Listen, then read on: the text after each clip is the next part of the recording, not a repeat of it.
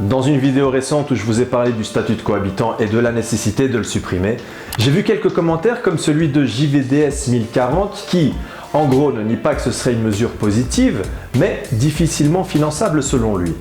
Ce à quoi je réponds, oui, nous avons les moyens en Belgique de mettre fin au statut de cohabitant, de relever le salaire minimum, mais aussi les bas et moyens salaires des travailleuses et des travailleurs jusqu'à 300 € net par mois. Oui, nous avons les moyens en Belgique de réinvestir massivement dans l'éducation, la santé, la justice ou la police. Oui, nous avons largement les moyens en Belgique d'allonger le congé de maternité à 21 semaines. Primo, la Belgique est un paradis fiscal pour les actionnaires étrangers. Aujourd'hui, les investisseurs qui placent leur argent en bourse ne payent absolument aucune taxe sur les bénéfices qu'ils font.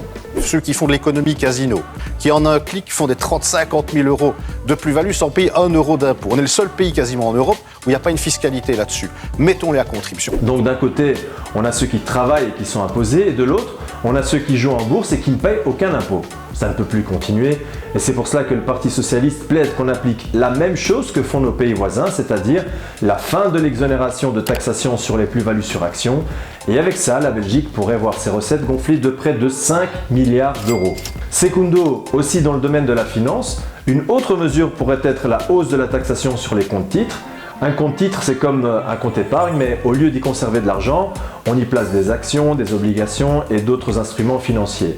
Petite précision, l'idée ici n'est pas de cibler les comptes titres des petits investisseurs, seuls les comptes titres des plus fortunés seraient visés, à savoir ceux qui ont des placements supérieurs à 1 million d'euros, gain estimé de la mesure 500 millions d'euros.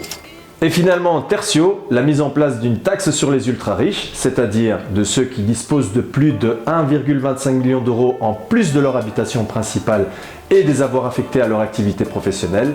Cet impôt progressif garantirait, selon le Bureau du Plan, des recettes de 3 à 4 milliards d'euros dans les caisses de l'État belge.